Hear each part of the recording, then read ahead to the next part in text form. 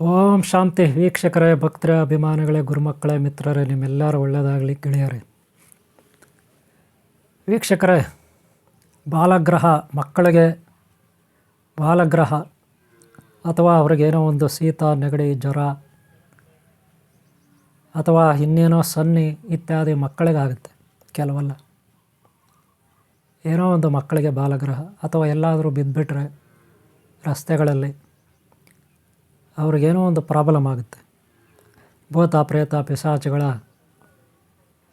ಒಂದು ಕಾಟ ಕೂಡ ಅವ್ರಿಗೆ ಆಗ್ಬೋದು. ಅವರು ಬಿದ್ದ ಜಾಗ ಸರಿ ಇಲ್ಲದೆ ಇರ್ಬೋದು, ಅವ್ರ ಭಯ ಬಿದ್ದಿರ್ಬೋದು, ಅಥವಾ ಯಾರಾದರೂ ಅವ್ರಿಗೆ ಎದುರಿಸಿರ್ಬೋದು, ಯಾರಾದರೂ ತೊಂದರೆ ಮಾಡಿರ್ಬೋದು, ಅಥವಾ ಯಾವುದಾದ್ರೂ ಕೆಟ್ಟ ಕನಸುಗಳು ಬಂದು ಅವು ಎದುರ್ಕೊಂಡಿರ್ಬೋದು. ಒಟ್ಟಾರೆ ಅವ್ರಿಗೆ ಒಂದು ಬಾಲಗ್ರಹ ಅಂತೀವಿ. ಗ್ರಹ ನಕ್ಷತ್ರ ಅವ್ರ ಹೆಸರಲ್ಲಿ ಸರಿ ಇಲ್ಲದೆ ಇದ್ದರೆ, ಅವರಿಗೆ ಸರಿಯಾದ ಪ್ರತಿಕೂಲ ವಾತಾವರಣ ಇಲ್ಲದೆ ಇದ್ದರೆ ಅವರಿಗೆ ಒಂದು ಕಷ್ಟ ಬಂದಿರುತ್ತೆ. ಮಕ್ಕಳಿಗೆ ಅವ್ರದ್ದೇ ಆದ ಸಮಸ್ಯೆಗಳು ಎದುರಾಗುತ್ತೆ.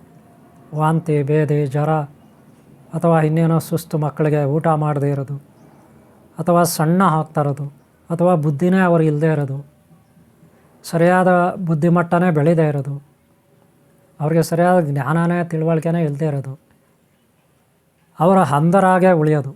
ಅಂಧ ಮಕ್ಕಳು ಅಂತಿರಲ್ಲ ನೀವು, ಹೀಗೆ ನಾನಾ ರೀತಿಯ ಸಮಸ್ಯೆಗಳು ಮಕ್ಕಳಿಗಿರುತ್ತೆ. ಸದಾ ಎದುರ್ಕೊಳ್ಳೋದು, ಅಥವಾ ತೀಟೆ ಮಾಡೋದು, ಹೆಚ್ಚಾಗಿ ತೀಟೆ ಮಾಡೋದು, ಅಥವಾ ಬೇರೆಯವ್ರ ಮಕ್ಕಳ ಮೇಲೆ ಅವರು ಫೈಟ್ ಮಾಡೋದು, ಅಥವಾ ಹೊಡೆದು ಬಿಡೋದು, ಅಥವಾ ಇನ್ನೇನೋ ಮಾಡೋದು. ಒಟ್ಟಾರೆ ಮಾನಸಿಕವಾಗಿ, ದೈಹಿಕವಾಗಿ, ಭಾವನಾತ್ಮಕವಾಗಿ ಮಕ್ಕಳಿಗೆ ಅವರ ವಿಕೃತ ಮನಸ್ಥಿತಿ, ಹಾಗೆ ಅವರಲ್ಲಿ ಶೀತೋಷ್ಣ ದ್ವಂದ್ವ ಧರ್ಮಗಳನ್ನು ತಾಳಿಕೊಳ್ಳೋಕ್ಕಾಗದೆ ಅವರು ಕಷ್ಟ ಅನುಭವಿಸ್ತಿರ್ತಾರೆ. ಅಂಥವ್ರಿಗೆ ಬಾಲಗ್ರಹ ಅಂತ ನಾವು ಕರಿತೀವಿ. ಬಾಲಗ್ರಹ ಆಗಿದೆ, ಮಕ್ಕಳಿಗೆ ತೊಂದರೆ ಆಗಿದೆ. ಅದನ್ನು ನಾವು ಯಾರಾದರೂ ಸ್ವಾಮೀಜಿಗಳ ಹತ್ರ, ಗುರುಗಳ ಹತ್ರ ತಗೊಂಡೋಗಿ, ಅಥವಾ ಯಾವುದೋ ಒಂದು ದೇವಸ್ಥಾನ, ಅಥವಾ ಯಾವುದೋ ಒಂದು ಪೂಜೆ, ಯಾವುದೋ ಒಂದು ಹೋಮ, ಯಾವುದೋ ಒಂದು ಕೆಲಸ ಮಾಡಬೇಕು ಅಂತ ನಾವು ಈ ಮಕ್ಕಳ ಪೇರೆಂಟ್ಸ್ ಯಾರಿದ್ದಾರೆ, ಪೋಷಕರು, ಅವ್ರಿಗೆ ಅವರ ಒಂದು ರಕ್ಷಣೆಗಾಗಿ ಹೋರಾಟ ಮಾಡ್ತಾರೆ. ಇಲ್ಲಿ ಬಾಲಗ್ರಹ ಪರಿಹಾರಕ್ಕೆ ನೀವೇ ಮಾಡ್ಕೋಬೋದು. ಏನು ತಾಯ್ತ ಯಂತ್ರ, ಅದಕ್ಕೆ ಸಂಬಂಧಪಟ್ಟಂಥ ಪೂಜೆಯನ್ನು ನೀವೇ ಮಾಡ್ಕೋಬೋದು. ಅದನ್ನು ನಾನು ಇವತ್ತು ನಿಮಗೆ ಹೇಳ್ಕೊಡ್ತೀನಿ. ಇದನ್ನು ನೀವು ಈ ವಿಡಿಯೋನ ಕೊನೆವರೆಗೂ ನೋಡಿ. ಹಾಗೆ ಹಿಂದೆ ನಾನು ತಾಯ್ತ ಯಂತ್ರದ ಬಗ್ಗೆ ನೀವು ಯಾವ ರೀತಿ ಮಾಡ್ಕೋಬೇಕಂತ, ಸರ್ವ ಕಾರ್ಯ ಸಂಕಲ್ಪ ಸಿದ್ಧಿ ಕಾರ್ಯದು ಭಾಗ 1 ಅದು, ತಾಯ್ತದು ಯಂತ್ರದು ಇದೇ ಯೂಟ್ಯೂಬ್ ಚಾನಲಲ್ಲಿ ವಿಡಿಯೋ ಮಾಡಿ ಶೇರ್ ಮಾಡಿದ್ದೀನಿ. ಭಾಗ 1 ಅದನ್ನು ನೋಡಿಲ್ಲ ಅಂದರೆ ನೋಡಿ. ಹಾಗೆ ಭಾಗ 2 ಕೂಡ ಇರುತ್ತೆ, ಸರಸ್ವತಿ ಮಂತ್ರ ಇರುತ್ತೆ ಭಾಗ 2, ಅದು ನೋಡಿಲ್ಲ ಅಂದರೆ ನೋಡಿ. ಹಾಗೆ 3ನೇದು ವರಮಹಾಲಕ್ಷ್ಮಿ ತಾಯ್ತ ಯಂತ್ರದ ಬಗ್ಗೆ ನಾನು ಬೀಜಾಕ್ಷರ ಮಂತ್ರ ಕೊಟ್ಟಿದ್ದೀನಿ, ಅದನ್ನು ನೋಡಿ. ಈ 3 ಭಾಗಗಳನ್ನು ನೋಡಿ ತಪ್ಪದೆ, ಸರಿನಾ? ಇದು 4ನೇ ಭಾಗ ಇರುತ್ತೆ ಬಾಲಗ್ರಹ. ಇದು ವಿಡಿಯೋನ ಕೊನೆವರೆಗೂ ನೋಡಿ. ಯಾವ ರೀತಿ ಯಂತ್ರ ಮಾಡೋದು, ತಾಯ್ತ ಮಾಡೋದು, ಅವರ ಕಷ್ಟ ನಿವಾರಣೆ ಮಾಡೋದು ಅನ್ನೋದನ್ನು ನೀವು ಕಲ್ತ್ಕೊಳ್ಳಿ. ಇದರಲ್ಲಿ ತಿಳ್ಕೊಂಡು ನೀವು ಕಲ್ತ್ಕೊಳ್ಳಿ. ಆಮೇಲೆ ನೀವು ಕಲ್ತ್ಕೊಂಡ್ರೆ ಇದು ನಿಮಗೆ ಉಪಯೋಗ ಆಗುತ್ತೆ, ಬೇರೆಯವ್ರಿಗೆ ನಿಮ್ಮಿಂದ ಒಳ್ಳೆಯದಾಗುತ್ತೆ. ವೀಕ್ಷಕರೇ ಗಮನಿಸಿ, ಈ ಮಂತ್ರವನ್ನು ನೀವು ಸಿದ್ಧಿ ಮಾಡಿಕೊಳ್ಳಿಕ್ಕೆ ಮಾತ್ರ ಇರುತ್ತೆ. ಇದು ತಾಯ್ತದಲ್ಲಿ ಯಂತ್ರದಲ್ಲಿ ಹಾಕುವಂತಿಲ್ಲ, ಬರೆಯುವಂತಿಲ್ಲ. ಓಕೆನಾ? ಓಂ ನೋಡ್ಕೊಳ್ಳಿ ಏನೇನಿದೆ ಅಂತ. ಇದರಲ್ಲಿರ್ತಕ್ಕಂಥ ಬೀಜಾಕ್ಷರ ಮಂತ್ರಗಳನ್ನು ನೀವು ಅಭ್ಯಾಸ ಮಾಡಬೇಕು, ಜಪ ತಪ ಮಾಡಬೇಕು. ಇದನ್ನು ಸಿದ್ಧಿ ಮಾಡಿಕೊಂಡು 48 ದಿವಸ ಅನಂತರ ನೀವು ತಾಯ್ತದಲ್ಲಿ ಬಾಲಗ್ರಹ ತಾಯ್ತ ಇರುತ್ತಲ್ಲ, ಸಪ್ರೇಟಾಗಿ ಮಾಡಬೇಕಾಗುತ್ತೆ. ಅದಕ್ಕೆ ಬೇರೆ ಮಂತ್ರ ಕೊಡ್ತೀನಿ. ಇದನ್ನು ನೀವು 48 ದಿನ ಜಪ ಮಾಡಲಿಕ್ಕೆ ಈ ಬೀಜಾಕ್ಷರ ಮಂತ್ರ ಗೊತ್ತಾಯ್ತಲ್ಲ. ಇದನ್ನು ತಾಯ್ತದಲ್ಲಿ ಬರೆಯುವ ಹಾಗಿಲ್ಲ, ಯಂತ್ರದಲ್ಲಿ ಬರೆಯುವ ಹಾಗಿಲ್ಲ. ಇದನ್ನು ನಿಮಗೆ ಬೇರೆ ಮಂತ್ರ ಇರುತ್ತೆ. ನೀವು ಯಂತ್ರದಲ್ಲಿ ಕೂರಿಸ್ತಕ್ಕಂಥ ಮಂತ್ರ ಯಾವುದಪ್ಪ ಅಂದರೆ, ಇಲ್ಲಿ ನೋಡ್ರಿ, ಇದೆ ಶ ರ ವ ಣ ಬ ವ. ಈ ಒಂದು ಏನು ಇದನ್ನು ಒಂದು ತಾಮ್ರದ ಪಂಚಲೋಹದ ತಗಡು ಇರುತ್ತಲ್ಲ, ಅದ್ರ ಮೇಲೆ ಬರಿಬೇಕು. ಯಾವ್ದು ಬರಿಬೇಕು? ತಾಮ್ರದ ಪಂಚಲೋಹದ ಮೇಲೆ ಯಾವ್ದು ಬರಿಬೇಕು?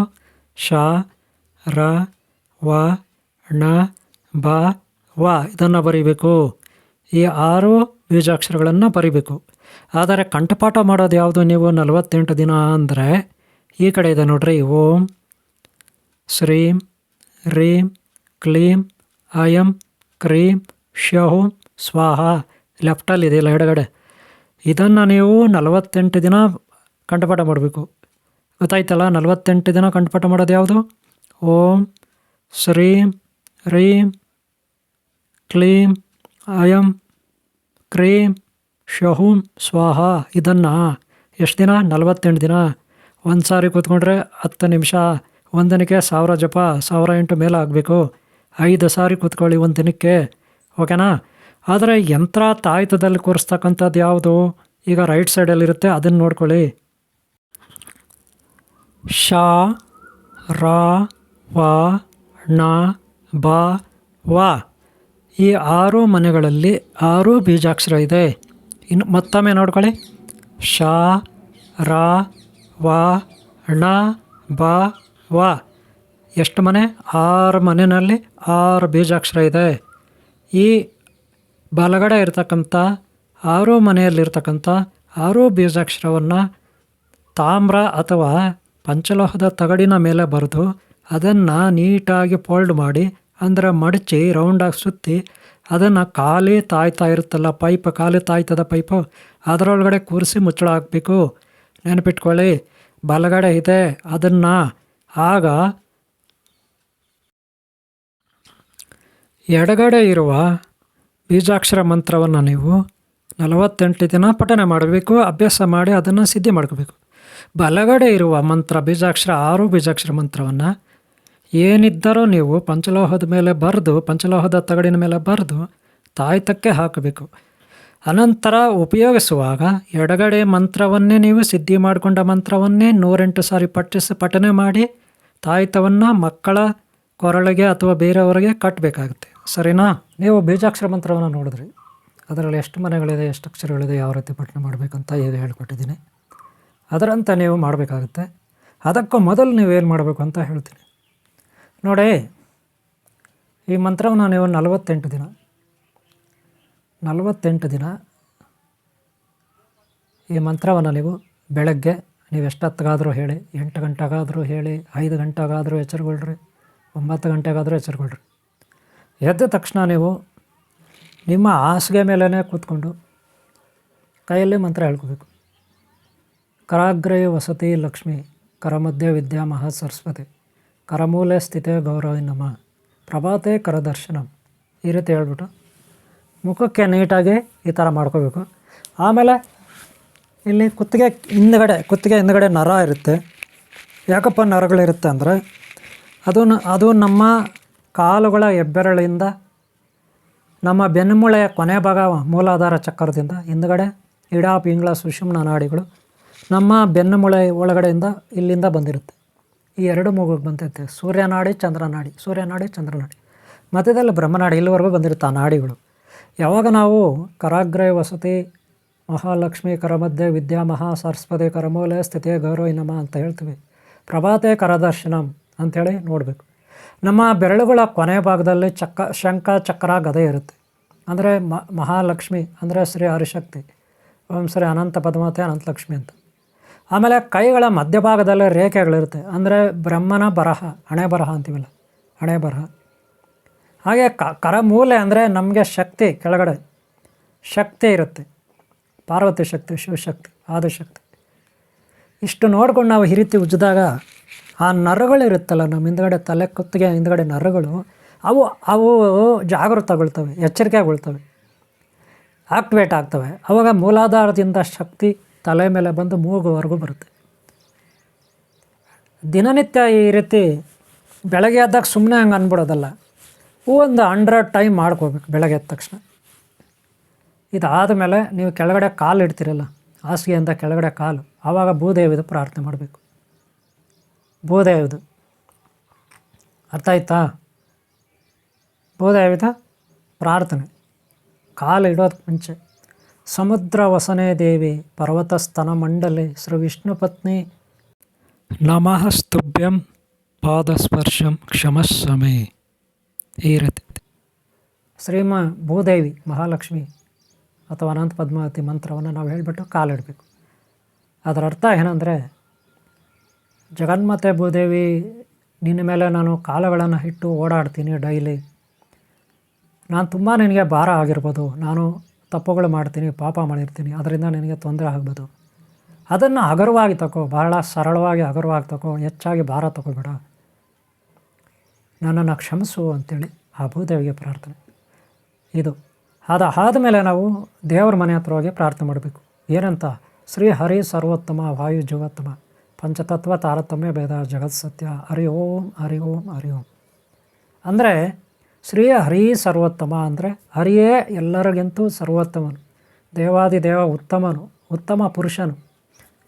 ಶ್ರೀ ಹರಿ ಸರ್ವೋತ್ತಮ. ವಾಯು ಜೀವೋತ್ತಮ. ವಾಯು ಅಂದರೆ ಇಡೀ ನಮ್ಮ ಜೀವಕ್ಕೆ, ಎಲ್ಲ ಜೀವರಾಶಿಗಳಿಗೂ ವಾಯು, ಪ್ರಾಣವಾಯು ಉತ್ತಮನು ಜೀವರಾಶಿಗಳಿಗೆ ಅಲ್ವಾ. ಪಂಚತತ್ವ ತಾರತಮ್ಯ ಭೇದ ಅಂದರೆ 5 ತತ್ವಗಳಿರುತ್ತೆ: ವಾಯು, ಅಗ್ನಿ, ವರುಣ, ಭೂಮಿ, ಆಕಾಶ. ಇವು ಒಂದಕ್ಕೊಂದು ಸಂಬಂಧ ಇರಲ್ಲ, ಎಲ್ಲ ಬೇರೆ ಬೇರೆ ಇರ್ತವೆ.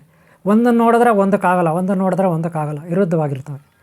ಅಂದರೆ ಪಂಚತತ್ವ, ಈ 5 ತತ್ವಗಳು ಒಂದಕ್ಕೊಂದು ಆಗಲ್ಲ. ತಾರತಮ್ಯ ಭೇದ. ತಾರತಮ್ಯ ಭೇದ ಅಂದರೆ ಒಂದಕ್ಕೊಂದು ಆಗಲ್ಲ, ಭೇದ ಅವ್ರದ್ದೇ ಆದ ಪಕ್ಷ, ವಿರೋಧ ಪರ ಅಂತೀವಲ್ಲ, ಹಾಗೆ ಭೇದ.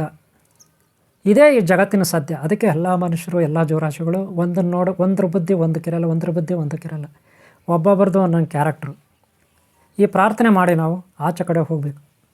ಆಚೆ ಕಡೆ ಹೋಗಿ ಸೂರ್ಯ ಭಗವಾನ್ಗೆ ನಮಸ್ಕಾರ ಮಾಡಬೇಕು. ಏನಂತ ಮಾಡಬೇಕು? ಸಪ್ತಶ್ವರತಮಾರೂಢಂ ಪ್ರಚಣಂ ಕಶ್ಯಪಾತ್ಮಜಂ ಶ್ವೇತಪದ್ಮಧರಂ ದೇವಂ ತಂ ಸೂರ್ಯಂ ಪ್ರಣಮಾಮ್ಯಹಂ.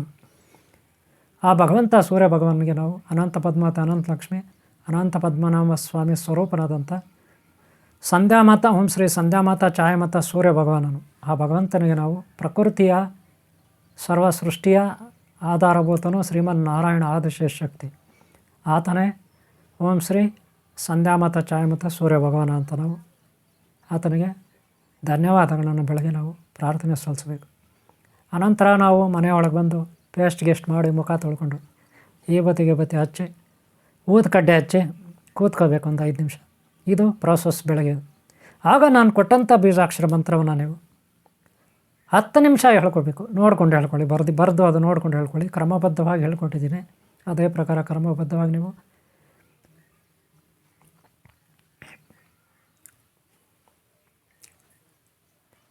ಹೇಳ್ಕೋಬೇಕು. ಈ ರೀತಿ ಕ್ರಮಬದ್ಧವಾಗಿ ನೀವು ಎಷ್ಟು ಸಾರಿ? 10 ನಿಮಿಷ ಅಂದರೆ ಸುಮಾರು 250 ಸಾರಿ. ಇದೇ ರೀತಿ 48 ದಿನ ಮಾಡಬೇಕು. ಓಕೆನಾ? ಇದರಲ್ಲಿ ಏನಪ್ಪ ಇನ್ನೊಂದಂದರೆ, ಭಾನುವಾರ ಅಥವಾ ಮಂಗಳವಾರ ಅಥವಾ ಶುಕ್ರವಾರ ತಪ್ಪದೇ ನೈವೇದ್ಯ ಮಾಡಬೇಕು. ನೈವೇದ್ಯ ಪಾಯಸ, ಸ್ವೀಟ್ಸ್ ಮಾಡಿ, ಖಾರ ಮಾಡಿ, ನೋ ಪ್ರಾಬ್ಲಮ್. ಯಾವುದೇ ಕಾರಣಕ್ಕೂ ಮಾಂಸಾಹಾರ ಸೇವನೆ ಮಾಡಬಾರ್ದು. ಬ್ರಹ್ಮಚರ್ಯ ಭಾರಿ ಮುಖ್ಯ ಇರುತ್ತೆ, ಅದು ಕಳ್ಕೊಬಾರ್ದು 48 ದಿನ. ಗೊತ್ತಾಯ್ತಲ್ಲ? ಇದು ಈ ಮಂತ್ರಕ್ಕೆ ಬೇಕಾದಂಥ ಅವಶ್ಯಕತೆಗಳು.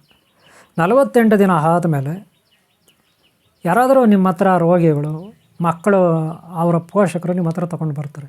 ನಮಗೂ ಏನೋ ಆಗಿದೆ, ನಮಗೂ ಕಷ್ಟ ಆಗಿದೆ, ಅದಾಗಿದೆ, ಅಥವಾ ಎಲ್ಲ ಬಿದ್ದುಬಿಟ್ರು, ಇಲ್ಲ ಯಾರೋ ಭಯ ಹಾಕ್ಸ್ಬಿಟ್ರು, ಅದಾಗಿದೆ ಇದಾಗಿದೆ ಅಂತಾರೆ. ಆಗ ನೀವು ಅವ್ರಿಗೆ ಮೊದಲು ಅವ್ರಿಗೆ ಶೀತ ಆಗಿದೆಯಾ, ಕೋಲ್ಡ್ ಆಗಿದೆಯಾ, ದೈಹಿಕವಾಗಿ ಚೆಕ್ ಮಾಡಬೇಕು. ಗೊತ್ತಾಗ್ಬಿಡುತ್ತೆ.